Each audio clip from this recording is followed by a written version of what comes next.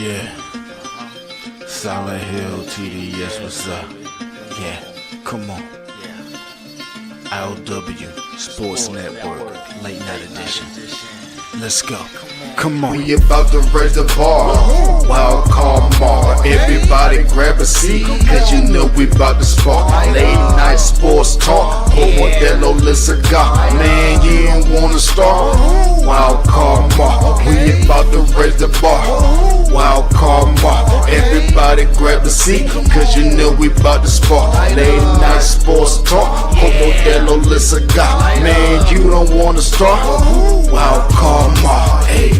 L Boogie with the hot flame, ashtray full of top names, little tree for your membrane. This the 9-hour time frame. I just snatched up a 6-pack, got my hands on a lid pack, whipping up a little batch of snacks. Yeah, man, I think I'm all set. Late night, can't sleep. Go ahead and just tap in. Better grab you a cold one, and we about to get some laps in. Wild card on the microphone, he'll hit you with a couple flurries. Y'all need to just strap in for some entertainment sports commentary. About to raise the bar, wild card bar. Everybody grab a seat, cause you know we about to spark. Late night sports talk, Modelo Le Cigar. Man, you don't wanna start. Wild card bar, we about to raise the bar. Wild card bar. Yes, sir. Yes, sir. Yes, sir. That's what's up. Hey, we are back. We are back. I.O.W. Sports Late Night Out Edition. Your man, Wakamar, back feeling rejuvenated, fresh off of vacation, and I'm full of mosquito bites. Fuck you, Austin, Texas. Anyway, that's for another conversation, another different day. But I am back, fresh, rejuvenated, off of vacation. And no, it is not Taco Tuesday. It is Madness Monday. We are here with our brother Randy Weber. What's up, Rand? Hey, doing good, doing good. We got our first full weekend of football, and you love to see it. I couldn't wait to come on and talk about it. Yeah, I couldn't wait. There was a lot of things that happened over this preseason first opening week, full opening week, that all 32 teams were in action. A lot to talk about. As you see the header, on episode 475, here it is. Hey, obviously, our brother Randy Weber has some other predictions for the NFL season. We're going to talk about it. Well, he's going to throw a reaction out or throw a prediction out. I'm going to react, same as we everybody else in the comments. Our good brother Randy is good for standing 10 toes on his takes, and so we'll hear some takes. We can either agree or disagree with it, and we'll just react to it. All right, that's what we're going to do tonight. Obviously, the Hall of Fame was last week. That all took place last week. We're definitely going to talk about some. Shout out to Corey. Hey, shout out to my sis. I want to give a quick shout out to my sis, Corey Teets Hunter. Her and her husband just welcomed a very special, my nephew Lincoln. Unfortunately, my brother Dustin is a Eagles fan, and so he named his son after the stadium. Probably poor choice on name choice. I'm put that out there. Poor choice on name. But congratulations to my brother and sis for having their beautiful baby boy. I'm going to have to drape a nephew in a whole bunch of Chief shit so he can, be a winner in life. Winning one funky ass Super Bowl don't make you shit. All right. Yeah, bro. Not the best way to start him on the path of success. So no. All jokes aside, congrats to Corey and Dustin, man. Definitely big shout outs to them. Now joining over to my side of the neck of the woods on being parents. Have fun. All right. That's all I got to say. All right. I expect my phone to be off the hook. They're going to be calling me and asking me all kinds of questions. Now, I can tell you on what it is to be a parent. I can't tell you what it is to be a parent of a boy. So I can't tell you that. I can't help you with that. I can provide insight, but I can't tell you everything on how to parent a son. All right. That's all I know. It's his over my dad's dead body. Yeah, he is a Raiders fan. Corey's dad is a Raiders fan. So we're gonna have that banter. Ain't she a Chiefs fan too? How does that work? No, she's a Steelers fan, and she's not Okay. too happy about her quarterback situation, and I understand why, but that's for neither here nor there. Yes, I would say so. Lincoln Scott does sound a lot better than AccuSure Scott, because it sounds like you definitely sold his naming rights if you called him AccuSure. All right, that's all I'm saying. But the check better be good if you call him AccuSure. That's all I'm saying. Check better be good. We'll talk about that. Again, congratulations to them. Shout out to my man Omar, Ball and Buzz Sports Entertainment, always a big supporter. So y'all make sure y'all like, share, subscribe to his content as well. Clubber D, hey, love that guy. Too bad he's a 49ers fan, but regardless, love Ball and Buzz Sports and Entertainment. Love them, love them, love them. They just hit that 1K milestone on YouTube a few weeks back. So congrats to O and Ball and Buzz Sports Entertainment on that. We're on our way. At I.O.W. We're on our way. But hey, let's get down to business because it's that time. I mean, we made it, y'all. We made it. We here. We out here. Yeah, we made it. Hell yeah. Give me a hell yeah. Give me Oh yeah. We made it. All right. We made it. We made it to football season. It is now officially football season. And I'm glad you're here, Randy, because we got to have the conversation, and you know which conversation we got to have. So obviously, for those who watched the draft, me and Randy was here for the first round, went pretty much the whole first round for the most majority of it. And the first thing that we said is, where the hell is Shedeur Sanders going? Obviously, now that the draft has concluded, he goes 5th round. Hey, man, let's talk about it. Let's talk about it, Randy. Here it is. It's time. Now that the conversation after just one game of preseason, and I get it, it's preseason football. It's one game, and for some people it doesn't matter. To some it does. I'm kind of in the fence on that, which I normally don't ride the fence. Pause on that. But I'm. I'll put it to you this way. I understand the significance of preseason football, but I also understand that it's still preseason and none of it doesn't mean a damn thing once week 1 starts. All right. So, all right, here we go. And obviously for you, because you're a Giants fan, let's have that conversation, man. It came out pretty much all weekend. Jaxson Dart versus Shedeur Sanders, and specifically for my Giants fan, like Randy is, because I saw a lot of discourse on Twitter of Giants fans who were not happy about, why are we talking so much about Shedeur? We got Jaxson right here. So this is the perfect segment for you, Randy. First of all, I want you to answer this.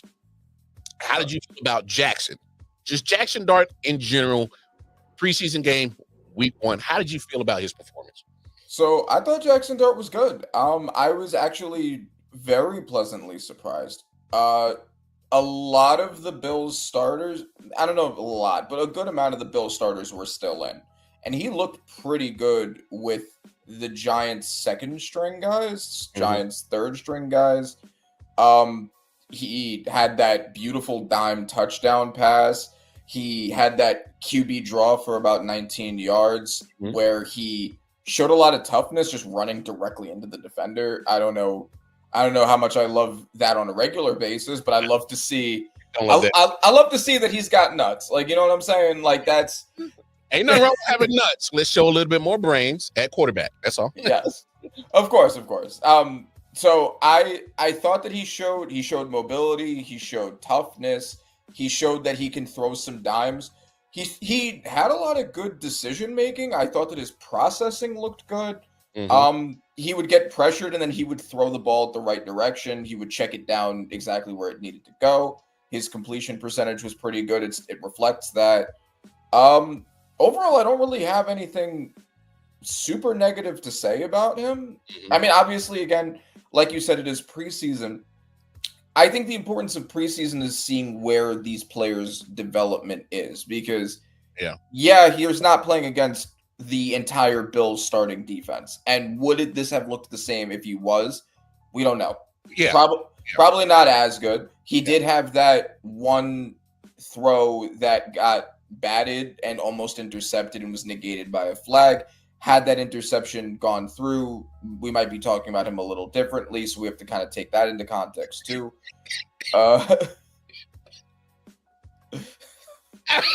She really not happy with her QB situation. I don't blame her, but That's crazy. I thought, yeah. So I mean, I thought that he looked good. I would say that if I had to nitpick anything with him, I think he does need to be a little more careful. Maybe not so gung ho all the time. A little more cerebral at times, but overall, I'm pretty happy with what I saw from Jaxson Dart. He also looked good with the Giants' second string guys. Although Dante Miller looked awesome for some yards after catch. Which was another thing with Jaxson Dart. A lot of those yards did come after the catch, except for, the big dime that he threw for the touchdown made up a decent chunk of his overall yardage. But Dante Miller looked awesome. Little Jordan Humphrey, the guy who caught the touchdown, looked good. Washington looked good. There were some interior O-linemen that even looked pretty good, which is a thing the Giants really need. Stinney, Zudu, Mbao. Had a really nice block. So, and as far as, and I'll talk a little bit about defense too, because Abdul Carter was on the field, and I definitely want to talk about that. But overall, pretty surprisingly happy, cautiously optimistic with Jaxson Dart. Nice. And you know what? Saw the replay of the Giants Bills preseason game on NFL Network. Thank you, NFL Network, for always giving us every last preseason game. Whether it's at 3 or 4 in the morning, you give us every last preseason game of the week. So appreciate that. But I will say this. I thought Jaxson Dart, and I'm similar to your boat. And just me being a football fan, I was pleasantly surprised on how comfortable he looked. I was pleasantly surprised how, like you said, his decision making. Just for me, watching his game at Ole Miss, I wouldn't have said that would have been the guy that you were going to get in a Giants uniform, as in the guy that's going to be, comfortable, looking like a seasoned vet. And again, we still gotta preference this. This is preseason, and this is the give and take as football fans we got to do during preseason. All right, this is the give and take we got to do. I'm gonna look at the positives that he do, and I still got to realize that it's still preseason. Like you said, he's not going up against all pros in week 1 or week 2 or week 3. He's not going up against, habitual Pro Bowlers. So I understand that. And, they're not giving max effort. I understand. It's still the fact of it's still NFL action. He's still going up against NFL caliber players. He's still going up against other people who are still competing for not only playing time, but some of these people are still competing for a job. Let's call a spade a spade. All right. Yeah, and there were some starters that were still on the field for them. Yeah. So I hate the notion of football fans who just completely dismiss preseason, and so I think that's a little bit reckless, in my opinion, for sports fans to just throw away preseason as if it doesn't matter. I think it does. It just you got to put, like we like to talk about on the show, especially with me and Randy, context. Let's put context on the shit. All right. Yep. So decision making was good for the most part. Like you said, if I'm nitpicking or if I'm critiquing anything about Jaxson Dart NFL preseason debut is, hey man, don't take the unnecessary hits. Don't do it. Just don't. Look, one, I would hate to see your career get cut short because of a fluke injury, and you just got to the NFL. Two, those hits add up and they start knocking off mileage of time you could spend in the NFL. And, especially in the NFL, ask any quarterback, mainly RG3, you could be on top of the world one day and then you're out the league the next. So just buyers beware, or players beware, be caution. And just, taking unnecessary hits is for me, are crazy as a quarterback. They're absolutely, you can avoid those. That's all I'm saying. You'll learn that. You can coach that. All right. if I'm like I said, if I'm critiquing, I'm nitpicking at this point in time where I just need Jaxson Dart just to be smart about unnecessary hits. Just don't do that. All right. So it's just week one. Just week one again. We'll come back to how you felt about your Giants as a whole. I just kind of want to definitely have this conversation right here. So let's transition to the other part of this quarterback conversation, Randy. Like I said, I saw a lot of discourse amongst Giants fans, like, "Hey man, why y'all keep talking about Shedeur and Jaxson is in our uniform?" I get it. You know, we talked about it at the draft. Hey man, why would you not go get Shedeur? Obviously, you like what Jaxson did game one. Let's see more progression on that. What did you like about Shedeur's preseason game, preseason debut this past weekend? I thought Shedeur was great. He started the first maybe 5 to 7 minutes kind of rough. His first about 2 drives, a lot of overthrows. I don't know if he was just nervous, if he was trying to figure out communication with his guys, but after it clicked, he was very good going forward. Very accurate. He had those 2 touchdown passes, no picks. Really high completion percentage. He was very accurate. He was doing this also, and you have to put everything into context. He was doing this with the Browns, the worst offense of last year's backups. And he was doing this after having been essentially robbed of reps by the fact that they had now 5 QBs plus Deshaun Weinstein on their roster. So they hold on. Did you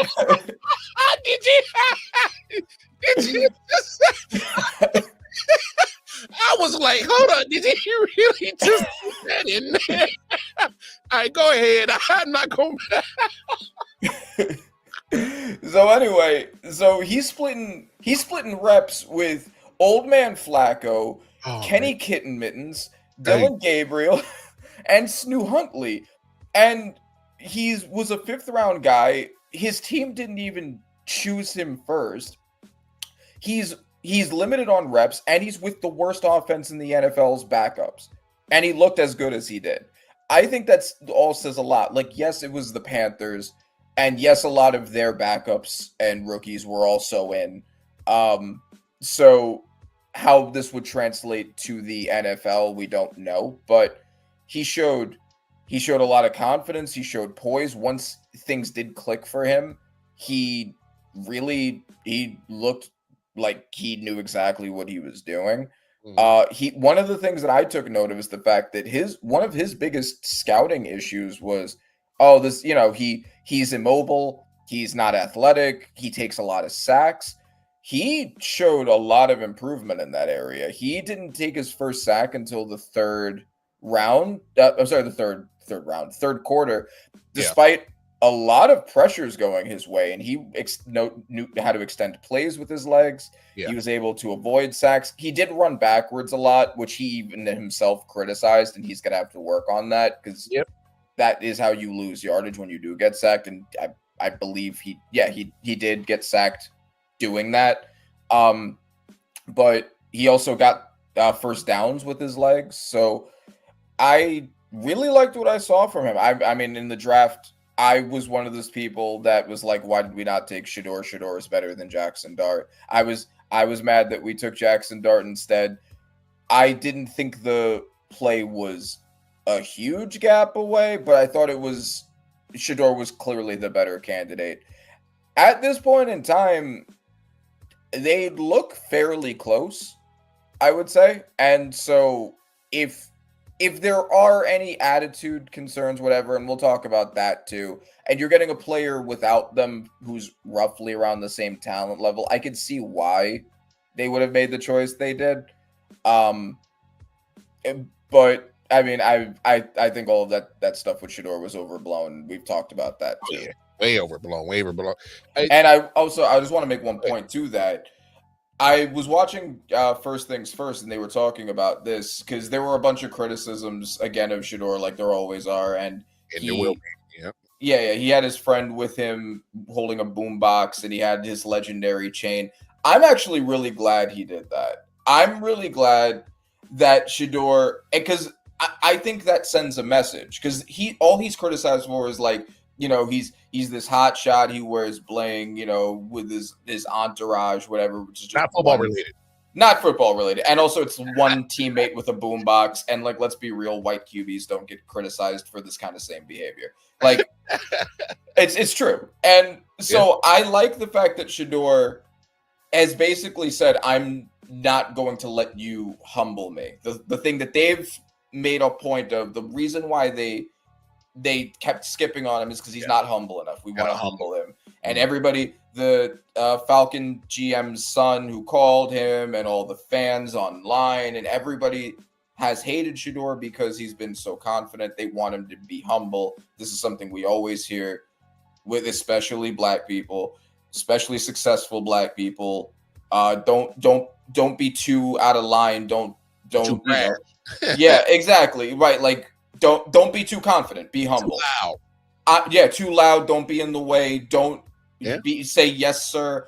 I'm glad he's not doing that. I'm glad that he is owning himself and being like, I'm gonna be me. Mm-hmm. I am confident. You're not gonna humble me, and not changing his behavior at all. I love that he's doing that.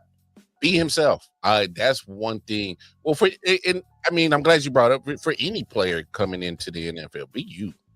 I'm not the biggest fan of Caleb Williams' football game, but I love the fact that he's just being Caleb Williams. I may not agree to some of the things that I may find weird, but he's not afraid to do it. And say what you want about the painted nails. That's his thing. Mm-hmm. Who am I to judge? I don't have that right. I don't have that power. Hell, I ain't got no cachet to even judge nobody. Mm-hmm. Hey, but that man's he's a hell of a football player. He went first overall. All right. Hey, he's there. I think he got some maturing to do football wise to do. Yeah. But hell, the talent's there. Mm-hmm. You know what I'm saying? The talent is there. All right. Sure. But it's be you. And we still got to realize exactly who his father is. We know who his father was, who was always him, 24/7, 365, still him, 24/7, 360. That's still prime. That's still the obvious. Right. Ain't nothing changed. 365, that's prime time. That's him. All right. He ain't changed. And he's not going to raise his son to be humble. Like, that's not prime time. And like, his behavior obviously reflects the fact that that's his dad, both because that means he comes from privilege, and also because of the fact that his dad made his name off of I know how good I am. Yeah, confidence, and it gets confused with cockiness, because I think there's a difference between cockiness and confidence, and how you display it. And obviously, you can't affect anybody's a reaction to how you display your confidence. You can't affect that, all right? Well, but Deion has always been, all the time, and hey, he backed it up with his play. Has Shedeur won the championships in college? No. Did he win the championships in the NFL? Yet to be determined. But the play has always been consistent with Shedeur.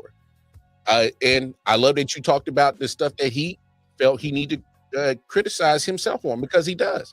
You can't keep backpedaling when the rush breaks down. You can't go backwards. I mean, that's what some of the things that I had some of the knocks on him coming from Jackson State and Colorado. When the rush gets there, you can't run backwards. Either take the hit or jump up in the pocket and just go forward. Don't go back. Or throw the ball away if you can. Throw it away. Yeah. Yeah, ideally throw the ball away. Yeah. If it's not going to get picked off, if you can get it away from a defender, yes. Yeah. So Shedeur, the critique is, I think, similar to other players who has a cachet with their name. And we see this time and time again. They get criticized on everything. And in the sports world, when they get criticized on everything, it sometimes doesn't even have to even be about what the actual sport that they play that is bringing that attention anyway. Like you just said, there's some things that Shedeur gets criticized on, and it's not even close to being football related. Right, and whatever people say now, because on the books he's a 5th-round pick, nobody actually believed he was A 5th a round pick. worse quarterback prospect than Jaxson Dart, Tyler Shuck, Jalen Milroe, Yeah. and Dylan Gabriel. That's not why he was picked where he was. We know that. We know that it was because of the personality stuff. But I like the fact that in saying, like, I like the fact that he demonstrated confidence with, like, the, you know, still being him, but also criticized his own play, because that shows when there is a need to check himself, he's capable of doing that. And he doesn't need to get checked. He can do it himself. Yeah, exactly. Don't humble me with the kind of stuff that I like to wear, or the music that I listen to, or my watches, right? Like, don't humble me with my confidence, but you can humble me by critiquing my play on the field, and I'll do that myself. Yeah. Like, yeah, I shouldn't have run backwards. I should have thrown the ball away, thrown it out of bounds, whatever, right? That's what matters. Yeah. But people don't actually dislike him for that. He didn't drop to the 5th round for that, because if it was just based off of play, he still would have gone in the first round somewhere. Yeah, he would have been the 2nd QB off the board. Yeah, no, I hear you. And but look, I and you know, I'm not going to speak for you, and then I'll let you definitely jump in and throw your 2 cents, because you are a Giants fan. Yep. And look, I personally would have, you know, preferred Shedeur if I was one of those franchises looking for a quarterback, especially if I was Pittsburgh. I would have done it for him, right? Yep. But seeing what the Giants did, getting Jaxson, and if we're being honest about both situations, Jaxson sitting behind Jameis Winston, sitting behind Russ Wilson, more than likely, if he does see the field this year, it's because maybe either Jameis or Russ probably doesn't finish the season in the Giants uniform, and you know, he'll rise in the depth chart, and then, you know, probably closer towards the end of the season, if you guys are out of playoff contention, I can see a Jaxson Dart getting 4 or 5 starts at the end of the season. Cool. Yeah. And I think that's what they should do. I think that you need to see if your quarterback, especially if you expect a high round draft pick, if you expect to be picking in the top 10 in a QB class that was hyped up all of last year as being the better class, the reason not to take a QB last year was to take one this coming year. Yeah. If you think that, and you know that you're going to probably be somewhere in the top 10-ish picks, give or take, I mean, yes, you never know, but that's what you're expecting, then you got to see what Jaxson Dart is on the pro stage. You got to see what he is against starters. So, yeah, I think 4 or 5 starts on the team when everything's already out of balance, where we don't have we're mathematically eliminated. Yeah, I think that's exactly what you do. And that doesn't necessarily mean that if he's not immediately great, you go and get one, but you have to evaluate and be like, okay, does he already have the tools to be a good starter? Yeah. Can we make this person a good starter, or is this a waste of a draft pick? Yeah, no, and I know it seems like a short leash, but I mean, when you go up and trade back into the first round, what the Giants did to go get Jaxson Dart, because I literally I think we were texting back and forth. Hey, I'm like, Randy, I'll just trade it back in the first round. That's got to be Shedeur. I don't know if you remember that. Yes, I remember that. I was just about to say that. Yeah, you were like, yeah, it's got to be Shedeur. And I was like, oh, and then it was like, actually, it's Jaxson Dart. I was like, wait, what? Yeah, it's like, oh, okay, we're doing the slide. Okay. And that's when the slide pretty much. Hey, shout out to my man Rod Uncensored Comedy, man. My man has been on his grind, been getting all kind of great bookings to do a stand-up comedy. Y'all tap in with Rod Uncensored Comedy on YouTube, man. Shout out to Rod, man. Appreciate you. Much love to my man Rod. But yeah, man, that was just, and then if you look at Shedeur's situation, obviously I have no idea what Cleveland is planning on doing. Because let's be honest, most teams are only going to go into week 1 with at most 3 quarterbacks, and you brought in Huntley a couple of days ago. Drafted Gabriel, drafted Shedeur, bring it. No, you signed Kenny Pickett, like you said, Kenny Small Hands. Bring back Joe Flacco. Hey, this is a circus right now. This is so much money guaranteed and allocated at this quarterback position, and I still think you don't even have the solution. I think you do. I just don't understand the. I don't know if they see it. I don't know if they realize that they have at least a good chance at the solution. If they were smart, they would do the same thing I just suggested the Giants do. First of all, you can take 2 out of the 3 of Kenny Kitten Mittens, Dylan Gabriel, or Snoop. Take 2 of them and trade them for whatever you can get. You don't need to have them all. Keep one of those 3 just to back up Flacco and Shedeur. Then have Flacco start until you feel like Sanders is ready for a go at it, and then see what you got with Sanders. Yeah. Give Sanders as many of your reps as you can. Stop splitting them 5 ways. That's ridiculous. Just split the reps basically just between Flacco and Shedeur. I would probably keep Gabriel out of the 3 that I said. Get rid of Kenny and Snoop, and just keep Gabriel, because at least there's a theoretical chance that maybe he's the diamond in the rough. The other 2 are backups. It's done. But Gabriel could be. So I think you keep him as your backup at the bottom of the depth chart and treat him like he's at the bottom of the depth chart. He still gets some reps, but you're not vulturing them off of Shedeur, because Shedeur is obviously the one that's already shown to be ahead of him. Even when they sent around that QB tracker, Shedeur was 6-0, 6 touchdowns, 0 interceptions. Gabriel had been struggling all camp. He threw a bunch of interceptions. And we expected that. The scouting report was clear that Shedeur was the better quarterback. So, and he's been playing like it. So focus as many of your resources as you can to see if Shedeur is the answer. Have Gabriel be there just in case Flacco and Shedeur get hurt or something. And see if Shedeur is the solution after sitting behind Flacco for some games and learning. Yeah. Very different situations, but kind of similar in the same way, because I think they both should at least get the mental part of the game down, as in just sitting back, be able to watch and soak in knowledge to at least get caught up on that aspect of the NFL. And we'll see what happens first, especially with Jaxson Dart. I was, like we said, definitely during the draft situation, I was confused signing both Russell and Jameis. So I was like, no way both of those guys still stick around before even, trade deadline at the latest. Mm-hmm. So I was just, all right. Sit behind two NFL vets who are still competing to actually be starters. Jameis still is competing to be a starter, if you ask me. I don't think he's your typical backup. Right. I think he can still compete to be a starter in the NFL.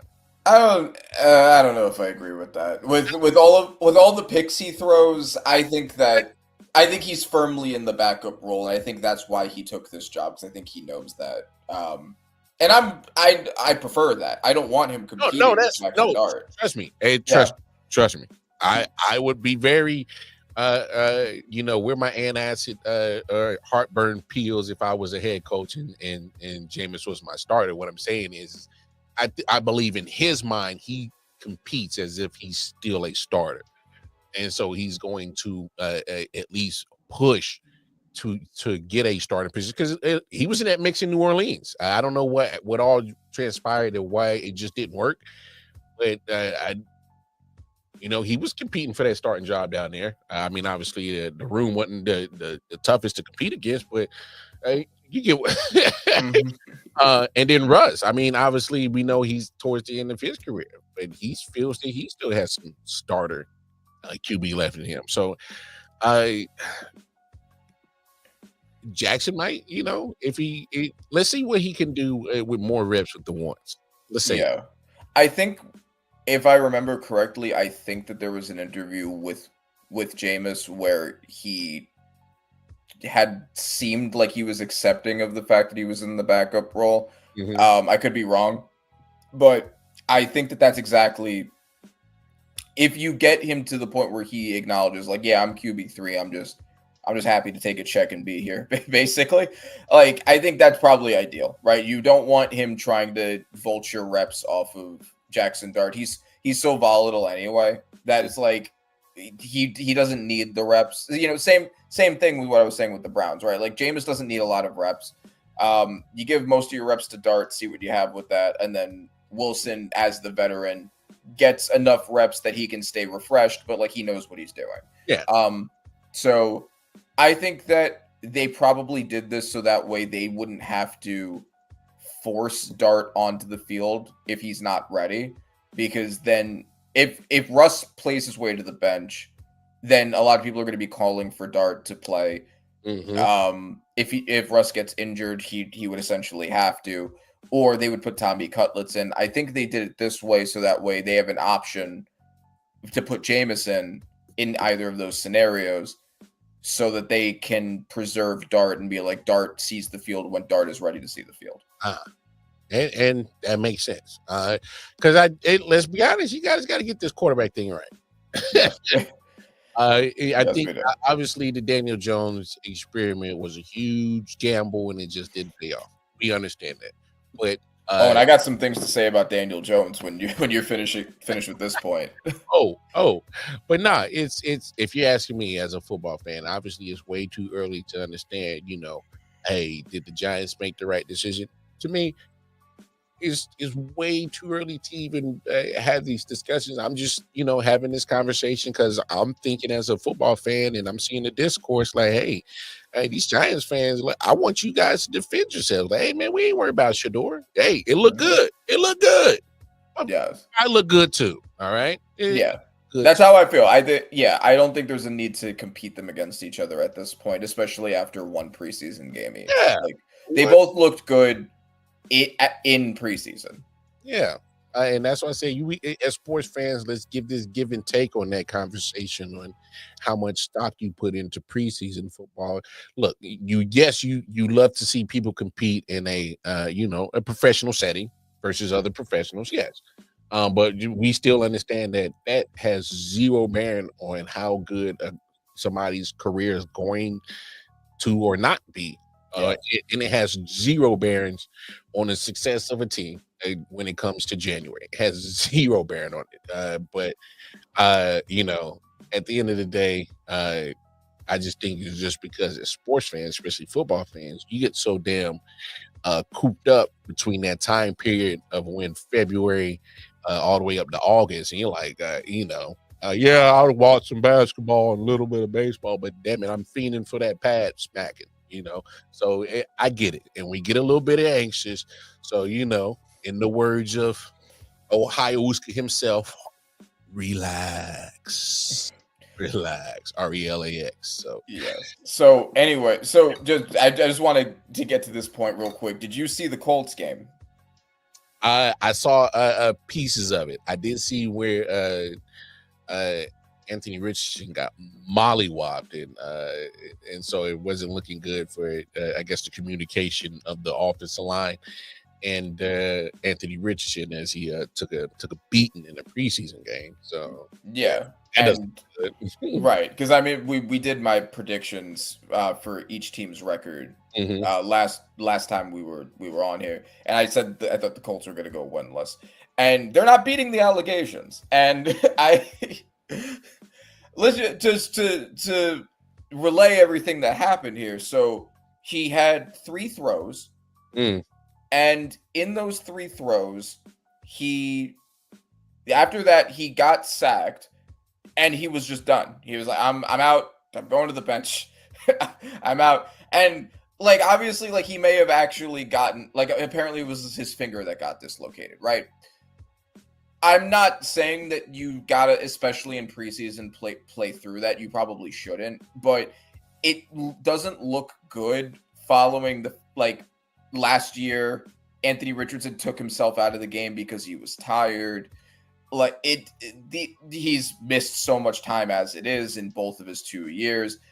Doing 3 snaps and then being out doesn't look good. And then Daniel Jones goes onto the field. And I am saying this because so many people were talking about Daniel Jones. Oh, he's going to be the next Baker Mayfield, Geno Smith, Sam Darnold resurgence. Now he's in a better situation. It was the Giants. It wasn't him. Daniel Jones looked like shit against rookies and backups. He said he looked like shit. Damn. He looked like shit, bro. He had a below 50% completion percentage and no touchdowns against backups and rookies as a 6-year vet. Egregious that anybody thought that the Giants were bad and dragging him down. How dare you? How dare you? How dare you? And I'm glad we got to see that because Riley Leonard, a low-round draft pick, came in and immediately looked better than Daniel Jones. He looked pretty solid. I saw some of his clips. I was like, whoa, Riley Leonard looked kind of solid. Yeah, he led a drive that led to a touchdown. Like, Daniel Jones couldn't do that. Yeah. Against the same fucking second and third stringers. Yeah, look. Yeah, it's a little... look, I know Colts fans are not going to like this joke, but I'm just saying, anytime that Anthony Richardson and Daniel Jones are the quarterbacks are in the competition that you have for your starting position, whoa. Yeah. And like it's nice that you got guys like Michael Pittman Jr. and Tyler Warren. Tyler Warren actually looked pretty good in this game. It a limited volume, but I mean, it doesn't really matter if you're throwing like 5 feet over his head, you know? Hey, look, here's the thing. Obviously, limited starts coming in as an NFL starter. We know that. And yes, he was in the SEC, but one thing that transferred from when he played in SEC to NFL is the inaccuracy, and right now in the NFL is durability. So those are just 2 things that he can fix the accuracy part. That's on him. Yep. He has to look. That's just being real. That's on him. And when it comes to the durability part, I mean, I'm just confused. I mean, the guy's already a physical freak. I mean, this what really sold me. I was like, ooh, this guy got a lot of Cam Newton. Yeah, that's the weirdest thing about him is like he physically is the kind of person you would expect it to be difficult to hurt, but he seems to be one of the most fragile quarterbacks in the NFL. Despite being that size and with those freakish traits. Yeah, I'm hey Randy, I'm confused by it too. I'm like, wait, hold up. I was like, because Cam was durable. Cam was very durable at this size. All right. Yeah. Like the guy or not, he had a good 11, 12-year season where he played through a lot of injuries. So I'm just kind of looking at it's kind of similar with basketball with Joel Embiid and Anthony Davis. Like they're like they're freakish physical specimens, but they're simultaneously among the most fragile players. I don't know if there's maybe we could get a medical scientist on to explain why that is, because you would, I guess, counterintuitively you'd think the opposite. Mm-hmm. Josh Allen was picked because he's a physical freak. He's been incredibly durable. I don't remember the last time he's missed time, if he has. Yeah. I'm pretty sure he's played through some shit. I know that for sure. I know he's played through some shit. Yes. I mean, I can't explain it. Look, I'm actually rooting for the kid. I'm rooting for Anthony Richardson. I hope he can, turn it around. And the good thing about him being young, he has time to turn it around. Because I think his physical gifts, of him just being genetically different, can keep him around this game. it's going to have to be him putting everything else together that can drop the longevity. But let's get to some more predictions. I'm still shell shocked that you're standing 10 toes on this coach going over. They're not beating the allegations, you know. I feel like that game vindicated me a little bit. Saints too. Oh well, now I would never argue on that one, and I hate to say that because I love the Saints. I love New Orleans. I love the city. I love the I love the culture. I love the people that I've met from that area. But come on, man, it's gonna be rough. Ooh, it's gonna be rough. And Tyler Shough, although didn't look horrible, also did not look very good, especially compared to Shedeur and Dart. He had the interception, although, I mean, we say that in context because Cam Ward and Jaxson Dart had throws that were almost interceptions. You know, Shucks was the one that got caught, so it looks worse on the stat line. But if you look at everything, yeah, he did look worse. Very conservative, very skittish with the ball in a way that Shedeur and Jaxson both weren't.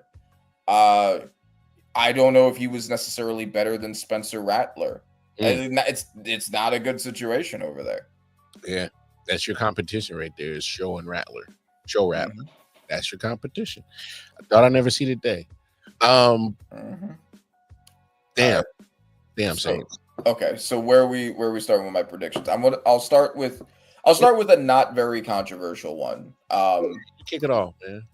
Abdul Carter, Defensive Rookie of the Year. I think, especially after seeing what he did in the limited snaps he got, 3 pass rush snaps, 3 pressures, 1 on each. Every pass rush snap he had was a pressure. And one of them was against Deion Dawkins, a Pro Bowl tackle. So I think, especially with the fact that he was able to show that against a Pro Bowl tackle, you have what has looked like in camp up until this point, and now in the preseason game, look like someone who's going to be special immediately. Hey, I mean, you get no arguments for me. I mean, there's going to be some, there's going to be some guy. And he's going to benefit a lot from the fact that he's on the D-line with Dex, Burns, and Kayvon, in that he's not going to face a lot of double teams because they can't. So, I Defensive Rookie of the Year, Abdul Carter. That's my first not that controversial prediction. No, I don't. Here's why. You just kind of really just laid out everything that I kind of felt on why he can be that shoe-in NFL Defensive Rookie of the Year. If there's one thing about the Giants that I absolutely love, it's that D-line. I mean, you guys, guys kind of took the Cleveland Browns approach to your D-line route, and you got a lot of money invested in that department right there. And it's a lot of talent too. So let's put that in the context too. Yeah, there's a lot of money that's sitting on that table in that defensive room, but damn it, it's a lot of talent sitting at their table too. And so when you look at the opportunities, like you said, I think that matters. And so when we talk about, yes, talented players that got drafted and they got spread out across the NFL, but you also got to look at their situation. And when you're looking at the names that Randy just dropped, that Abdul Carter is going to be playing with, and you're looking at the Eagles' offensive line, okay, they're formidable. Dallas offensive line, work in progress. Washington, it's all right. So when you got that talented of a D-line going against a formidable, that's where you really going to want to really evaluate his talent. What can he do against the best? He's going to shine against Dallas because they're work in progress. Yep. And he's going to get his against Washington because they're not the greatest offensive line. They're getting better, but they're not the greatest. Right. All right. So he's going to have those opportunities to just show his pure talent. And I think it was a couple of weeks back when they did mini camp. I looked at Randy. I said, I just saw a clip of your first round pick. Just did the crazy spin move going inside. And I said, yeah, that's crazy, bro. Fuck out of here. What are you doing with that, bro? What are you doing with this Giants D line this year? You gotta be on your shit as an offensive line, fucking with them boys, dog. Yeah, and that's the thing, right? We just saw, and I'm not predicting this, but Russ playing mid inconsistent with positive flashes on the Steelers opposite an incredible defense got him to the playoffs. Now, I think that he's capable of doing that again. I don't think that he's capable. I'm not saying we're going to make the playoffs. The schedule is crazy, but Randy, I predicted us getting 6 wins. I think that is totally doable. Randy, if he gives you 20 touchdowns and 7 interceptions, I think you're in the playoffs. Okay. I'm just hear me out. Cautious optimism. Russ doesn't have to do much. He just doesn't have to turn the ball over. Yes. Your defense is good enough, especially that front 7, is to keep you in a lot of football games. It's going to keep the Giants in a lot of football games. Look, again, I'm not big on the Giants, but I'm just being like, let's look at this like in context of being like, if you watch football and you see a elite, because I think you guys are damn near on the precipice of being elite front 7. Yes. Yeah, I 100% agree that the Giants front 7's elite. And the back group's not bad either. The back group is pretty good now. We got Paulson Adebo, Drew Phillips, Javon Holland, and Tyler Nubin. You know, Deontay Banks is still a work in progress, but the defense is pretty loaded at this point. And Russ was able to be just a good enough offense with one weapon in George Pickens, and now he has one weapon in Malik Neighbors. I would argue that Darius Slayton is as good as any wide receiver 2 on the Steelers that he had, if not better. I don't think anybody in their right mind would even argue that. Yeah. To be honest, because Darius Slayton is a very capable number 2 on anybody's football team. 31. Yes. Mm-hmm. So, yeah, you get no pushback from me on that one for sure. I just think that when you look at that, if we're talking about football context, defense that is so elite in the front 7 can keep a lot of football teams in games and give a quarterback like Russ, who he's shown, you know, almost is ironically times that he'll fumble it or he can come through with the plays in the clutch moments. Yeah. Or at the end of the game, you know, with the game on the line. So we've seen a mixed bag from Russ. So look, just hey, if my defense is keeping us here and it's 4th quarter and 5 minutes left and the game's still in balance, I'll take that. Yeah. You know, I'll take it. And then I'll just kind of look at Dayball and Russ and say, hey, all right, come on, man. Hey, your defense gave it to you. Bring it home. Like it's tap in with Malik. All right, if that's the case, that's what we got to do. Cool, but you still got, like you said, a solid number 2. Outside of that, I'm still kind of questioning where the rest of your offense is really going to come from. I mean, Tyrone Tracy was the 2nd best rookie running back last year, and he is a good pass catcher, having been a previous wide receiver. Wan'Dale Robinson has shown flashes.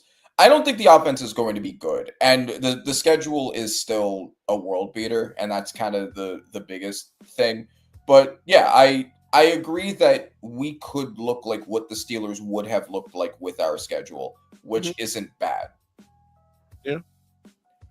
Also, I want to get to another. Second doesn't get there. 2nd and 3rd level. It doesn't get there. The 2nd and 3rd level of defense. No, the 2nd and 3rd level of the defense is good. Bobby Okereke and Micah McFadden. We got a one of the better linebacker duos, and then everybody in the secondary I just named for you. Like, that secondary was bad last year. We've done a lot to invest in it. So no, I think all levels of the Giants defense are good. I think the issue is still just the offense. Yeah. Okay. Right. That's what I was more curious about when it comes to the Giants this year. Can that offense carry their weight? That's all. Yes. Um, So next prediction, and this one is not necessarily about the season, but it's about the Hall of Famer the Hall of Famers that were listed as the ones that are going to be eligible for next year's Hall of Fame. So I don't know. Did you see the list? yeah, I got it put up on my phone. I'm looking at it right now. Go ahead with your predictions. Okay. So obviously Drew Brees and Larry Fitz are getting in. Those are the obvious ones. My hot take is Phillip Rivers does not get in, and he should not get in. And Hold on, you saying at all? At all. I do not think Phillip Rivers is a Hall of Famer. So let's talk about it. I've had a lot of conversations about this in particular with my friends at work, like my circle where we all like yell at each other about sports. So I'm prepared for this one. And you're gonna love this as a Chiefs fan, because I'm sure you're not a fan of Phillip Rivers. Oh no, I hated his ass, man. I couldn't stand his ass though. All right, Phillip Rivers, solid player. Never won a Super Bowl, as we know. Never made a Super Bowl. Made one conference championship game. Mm-hmm. Never was selected as an All-Pro throughout his entire career. Was never MVP and never was an All-Pro. This was despite the fact that he had LaDainian Tomlinson, Antonio Gates, and the excuse that people always make for him is like the help around him. In addition to having LaDainian Tomlinson and Antonio Gates in their prime. Yeah. Do you want to know what the average scoring defense of the defenses that he had throughout his career was? Top 13. Oh, so he was getting. Oh, so he had no reason. Never mind. Yeah. No, and like he had a top 5 scoring defense one year. He had a top 10 a few years. No excuses at all. He has some of the reason why he never made it is because he has some of the worst fourth quarter statistics in the playoffs of any quarterback ever. He has consistently fumbled in the fourth quarter. His completion percentage in the fourth quarter is horrendous in the playoffs specifically. And that's why he never made it. So honestly, if Phillip Rivers is going to get in, then Kirk Cousins should get in. Like, just being a good stats guy is apparently enough. I'm gonna hit you with this one. This comparison might be wild, but Phillip Rivers was playing in that time of football where I think Jameis Winston was born a little bit too late. If he was born in that same time period, Jameis Winston would have been a starter right along the same side as Phillip Rivers. Okay, I feel like you kind of get the same thing where they give you a mixed bag where there were some plays where you see Jameis and you see Phillip, you like, damn, that was cold blooded. And then you see some shit, you like, what the fuck are you thinking, bro? What are you doing? Mm-hmm. Like, what? And then so it's like when you get that mixed bag, and that was pretty much their consistent tendency was to give you inconsistent play. It's kind of like, how do you judge a player's career? And when they like giving you the 30 for 30, yeah, man, my man dropped 30 TDs. That motherfucker gave you 30 interceptions. Yes. So it's kind of like, damn, like that's to me. And as you were talking, I'm like, that motherfucker sounds like Jameis Winston. Yes. So yeah, I am high, but I'm just saying, Phillip Rivers. I watched all of his career in the AFC West. The man would kill us, but there were times where, as you were a defender, especially back in the days, they would mic up some of the Chiefs players. Oh man, I know Phil about to give me one. Phil about to give me one. Let's get it. Mm-hmm. If that game's close, he's gonna give you one. Ho ho ho! He's Santa Claus in September, baby.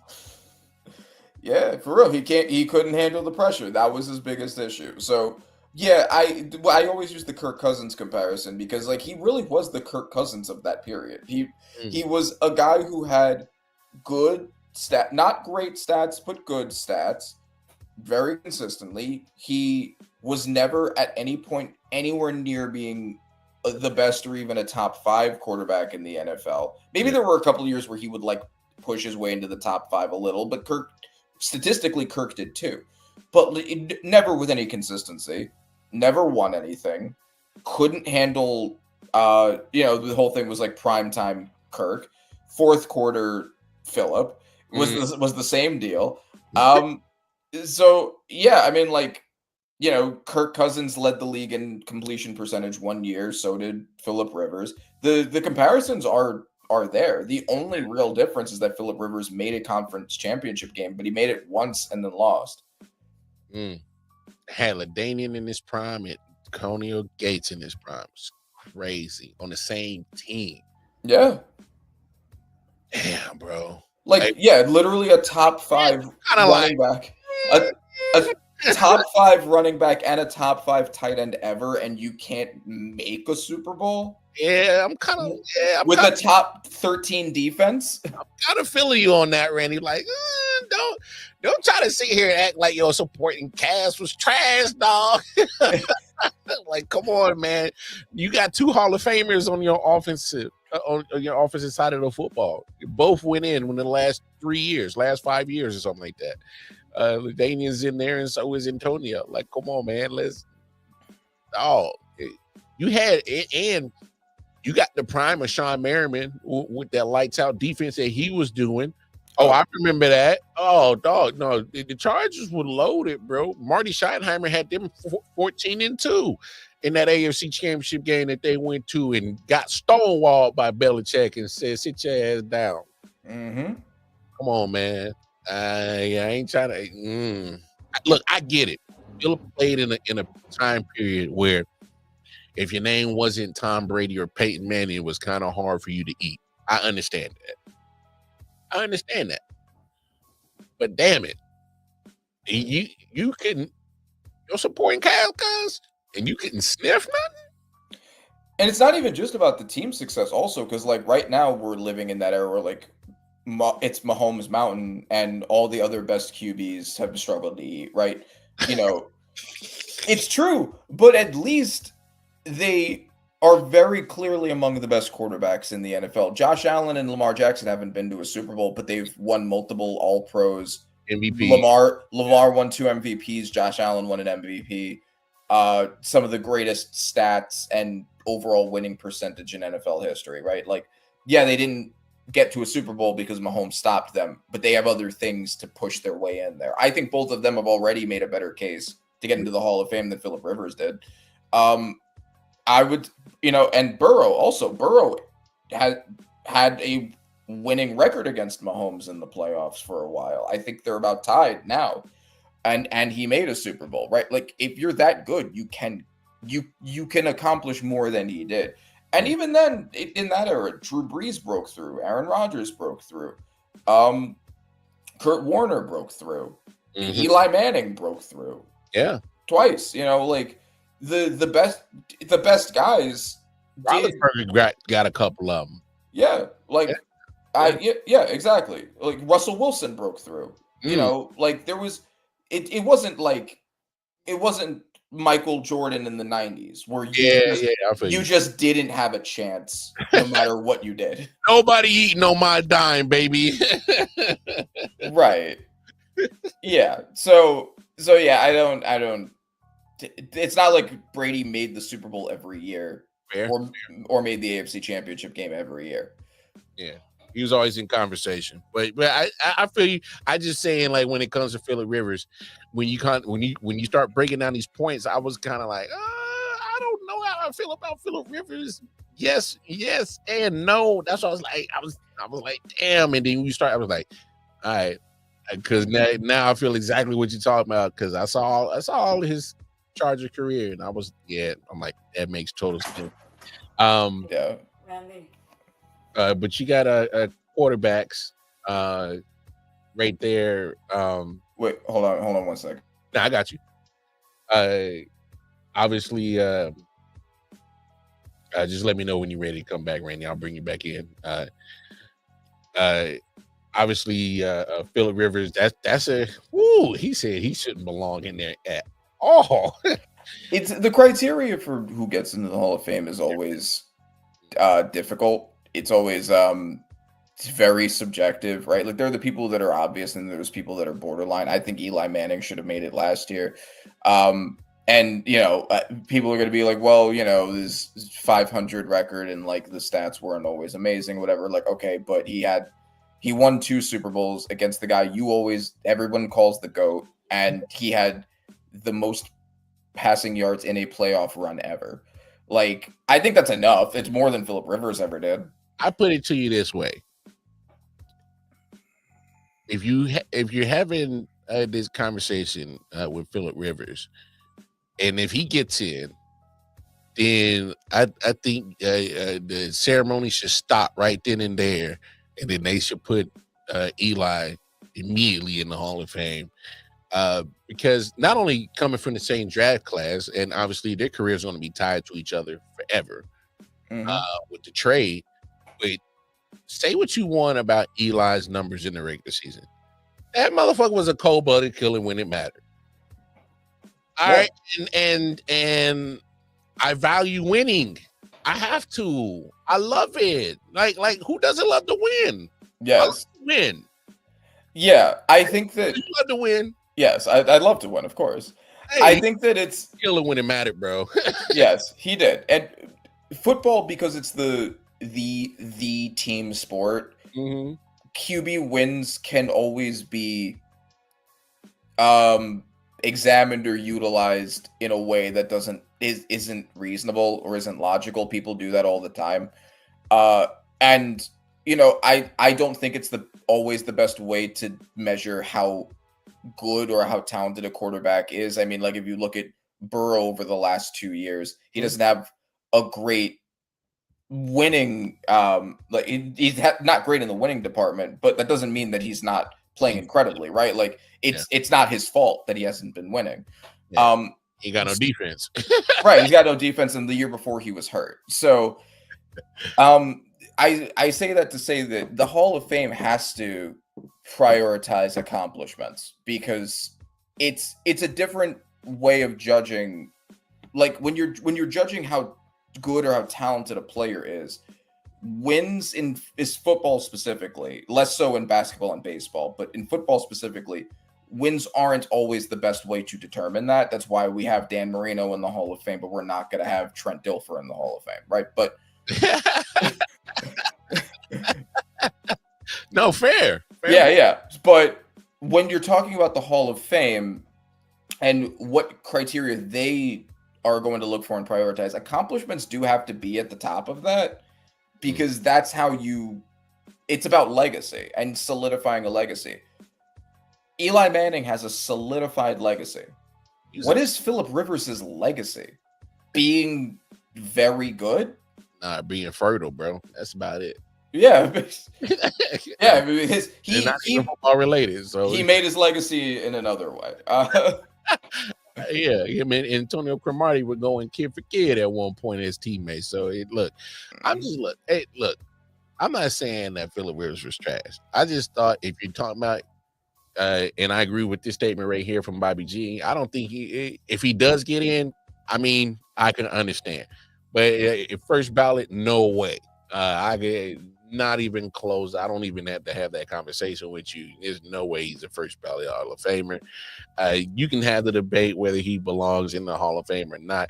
But when it comes to Eli, because he was such a cold-blooded killer in the playoffs, and I didn't give a damn about them numbers, how they look in the regular season. Cool. You can bring them up and nitpick them. Fine, whatever. But the man was cold-blooded in the playoffs, and more times than not, he did it on the road. And we can't forget, there has been throws that this man has made in the Super Bowl that most quarterbacks just haven't made. Like the one when he threw to Manningham on the sideline, the second time, Akeem Nicks, the second time they played the Patriots, he threw some dimes that were just crazy throws. And so, like, I can't sit here and just, was Eli the best? No. But damn it, there was more times than not that, man, I got my money on Eli and Blue. when the calendar hits January, because the man was a killer dog, and it kind You know of who's a good comparison for Eli? If Jimmy Butler had won both of those finals that he went to. stop playing, bro. No. Think about it. I'm really digging that Yeah. comparison. Like, If Jimmy Butler won those two finals that he went to, we would be talking about him as an all-time great, even without gaudy regular season numbers and like gaudy regular season clear being the best or like top fair five point, player. Bobby. Fair point, Bobby. Fair point. I'm not going to hate on that point because that is Joe's probably only knock I got on him. He be bullshitting in the first 4 weeks, and it's like, bro, don't turn it on after you down 0-4. Like, man, that's probably the only. I don't hate that point. Oh, okay, but like it's not. I don't even. Yes, he deserves criticism for the slow starts, like the fact that he should have beaten the Patriots, and had he beaten the Patriots, he would have gotten into the playoffs. Totally true, totally fair. He also would have gotten there if any of the games that he lost from that point on, The other way, the defense had just been One even stop. slightly below average. I hear you. But I just think I think that's just a point right there that, in situations where two things can be right at the same time. Because I think both of you fellas make a great point when it comes to that Joe Burrow conversation. But to finish off on this prediction with the Hall of Famer and Phillip Rivers and Eli Manning, if you're going to have that conversation about Eli Manning, I think the same kind of discourse kind of fits Julian Edelman. Yes, I think that's also true. Julian Edelman was another one, and that's if Julian Edelman hadn't been on the Patriots, would we even be talking about him? Probably not. I don't think so. But the man came up clutch when it mattered. Yeah, I mean I think that is a good comparison because Julian Edelman was a good to very good wide receiver, never great, and benefited largely from just having been on a team that was always going to the Super Bowl. And he wasn't the reason why. He hitched himself to the Patriots. Yeah. So it's tough, right? Like it's tough because he has the accomplishments of all of those rings, but they're Robert Horry rings. Like he was a role player. He was a piece of that. That's a great comparison. Ooh, Randy, you killing the goddamn comparison game tonight, boy. Mm-hmm. He hit me with the Robert Horry comparison, and I'm like, damn. And that's not even like a hard diss. Robert Horry wasn't a bad player. He was a piece. No, come on, Randy. Me and you both know Robert Horry was a role player. He was a role player. Exactly. When it mattered, he was a role player that would never shy away from the big moment. It would come through on the big moments. So we just call him a spade. And there's no diss on Robert Horry. That man got 7 chips on his fingers. So go ahead, talk your shit, big shot, Bob. But I know what it is. Yeah. So, and that's the thing. So it's kind of the same thing, right? Like he did his part on a team that was always winning the Super Bowl. But had he been on almost any other team, we wouldn't even be talking about him. So I think that you could make the argument he shouldn't be in the Hall of Fame either. Like I think the standard has to be. It's always going to be kind of vague, right? But you have to have individually demonstrated some sort of greatness. I think that's got to be the point, right? You have to have individually been great at your role. That's why we have people like Dan Marino in the Hall of Fame, because he was individually great. Yeah. Yes, he didn't win the Super Bowl, but for what his role was, he was great at what he was doing. Yeah. Phillip Rivers was just good to very good. Julian Edelman was just good to very good. And they kind of have opposite problems in that Julian Edelman's carried entirely by team success. Phillip Rivers didn't get team success. But in both cases, the problem is that they weren't great. They were just good. Putting them in the same Hall of Fame class as Drew Brees, who's a top at least 6 quarterback ever who did bring his team to a ring in that period where, you know, when you said Brady and Manning were dominating, like he managed to break through, and he didn't have a great supporting cast. He was just an incredible quarterback. And Larry Fitz, some of the best, yeah, exactly, some of the best receiving numbers ever, possibly the best hands in NFL history, or at least top 3. He was individually great, and he never won the Super Bowl, but that wasn't on him. He wasn't responsible for that. So I think Julian Edelman and Phillip Rivers getting in the same class as Drew Brees and Larry Fitz would be like, okay, well, like, what are we doing? Like, these guys are obviously not equal. No, because, you know, I'm not sure what are the rules on how they can obviously, you know, put in at the same time. But I'm looking at, you know, obviously you see, I think Drew, Larry, and if you ask me, Jason Witten are the only 3 shoe-ins that you, player-wise, if you ask me. Yeah. Obviously, Bill Belichick is available as coach and contributor, and he's obviously getting in. That's a no-brainer. I think that's a no-brainer. So those are the 4 no-brainers I see as getting in, and so those are 4 spots. What's the most that they normally add in? Like 5 to 6? Yeah, 5 to 6. Frank Gore is another one that might get in. Frank Gore is kind of a similar situation where he was a bit of a compiler. I don't know if he was ever a dominant in the NFL. He just was there for a long time. And I think, you know, I'm not going to knock on that, because the same conversation that we have about LeBron James having longevity in the NBA. But LeBron James was dominant. He had longevity, but he was also dominant. Was Frank Gore ever dominant? And trust, I'm not putting them on the same conversation. I'm just trying to have that longevity, trying to make that comparison when it comes to longevity. Sure. Frank Gore, in a more physical sport, stayed around for a long ass time, and yeah, his teams weren't doing shit. And I can definitely understand your point when it comes to being a compiler, because if you're not, you know, winning anything, you're just pretty much putting stuff on his stat sheet. And yeah, you still got to play the game. I understand that, and I'm not knocking the players for that. What I'm saying is at that point in time, I will give Frank Gore his credit for being able to produce in a physical sport for a long period of time and stick around. I think that should be commendable, just as much as we commend, you know, other players in other sports for being around for 20 plus years. He had almost a 16, 17 year career or something like that. Yeah. And still managed to, you know, at a position where that's also very difficult. So I give a lot of credit to him. It's just, I think that's kind of got to be the bar. I would probably put Frank Gore in. I'm not even saying that I don't think he should be in. If you put Frank Gore in, I think you got to put Shady in. If we're looking at impact of the actual position, Shady was up there as one of those guys in his point of playing. Okay. And so if you put in Frank Gore for being a guy able to be having the longevity, I was like, well, let me put Shady in there, because my man was actually mentioned as one of them during his time. And so, and for a period. So I'm like, if that's the case, then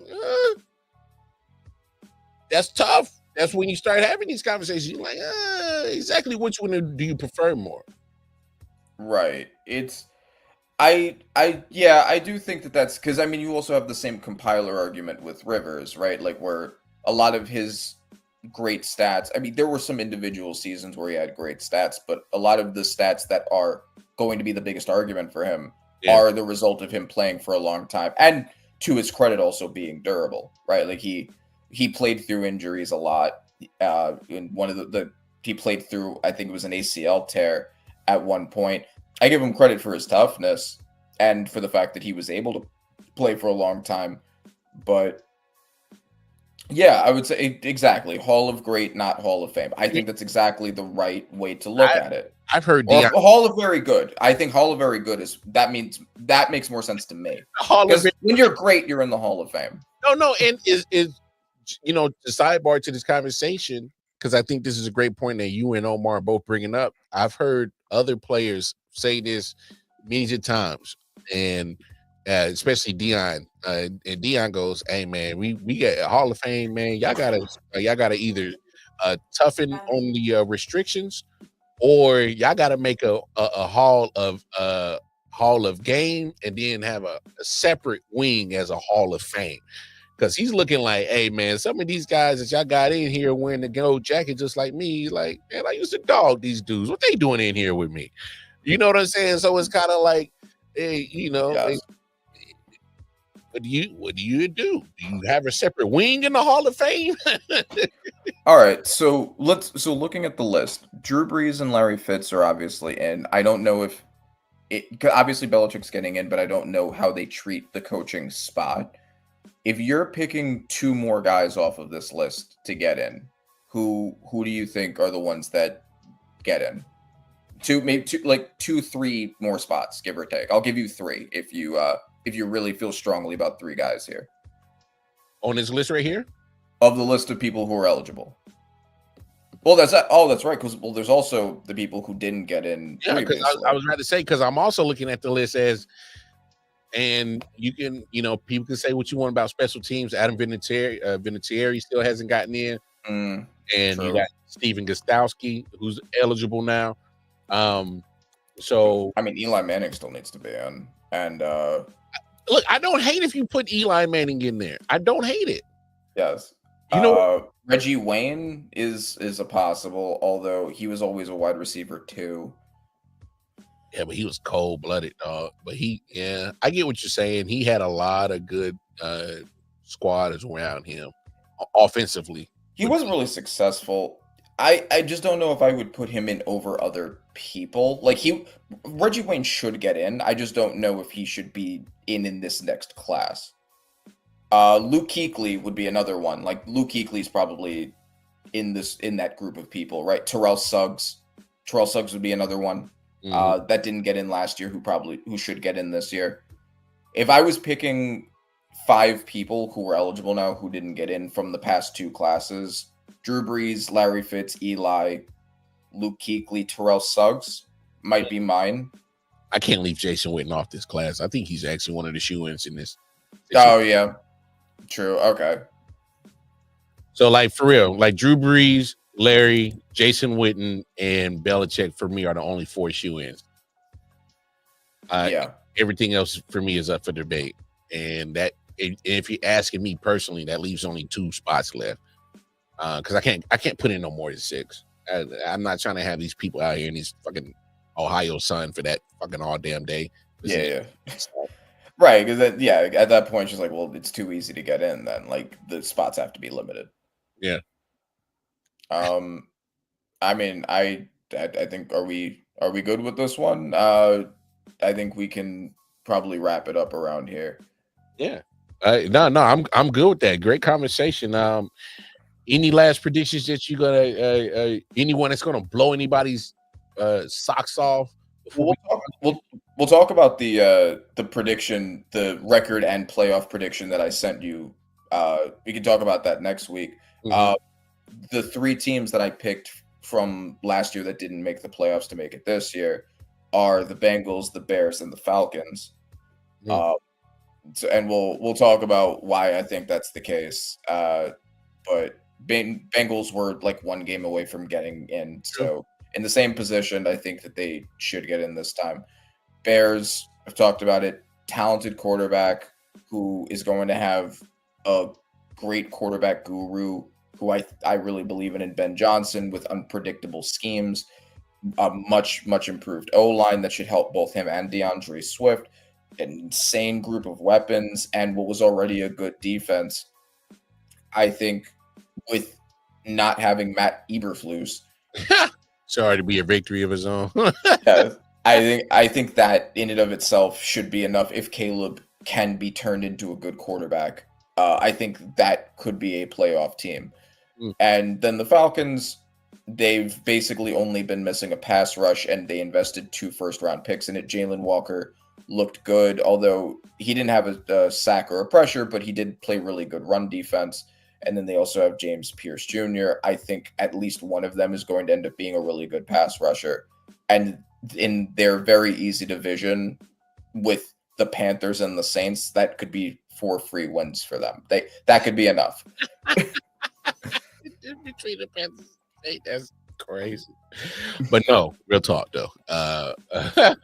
But no, man. Hey, as always, man, appreciate what you do for I.O.W, man. Definitely not gonna hold you up. Hey, we just went from Taco Tuesday to Monday Madness. It's okay. Whenever my brother wants to come on, that's when we go and get shit popping on here on I.O.W. So we just doing it a day earlier. But hey. Again, hey, tap in with us. We're going to keep this NFL conversation going leading up to week 1. And I'll kind of get with Randy because I would love to do a kind of more like a more honed in NFL coverage that I got forming in my brain that I want to do a project. But that once I start formulating and putting it together, I'll touch bases with you on that, Randy. Yeah, of course. We could do like a weekly, especially now that we're gonna have football every Sunday. Yeah. And Monday we could for Taco Tuesday, that could be what we do. We do just the football roundup, the recaps.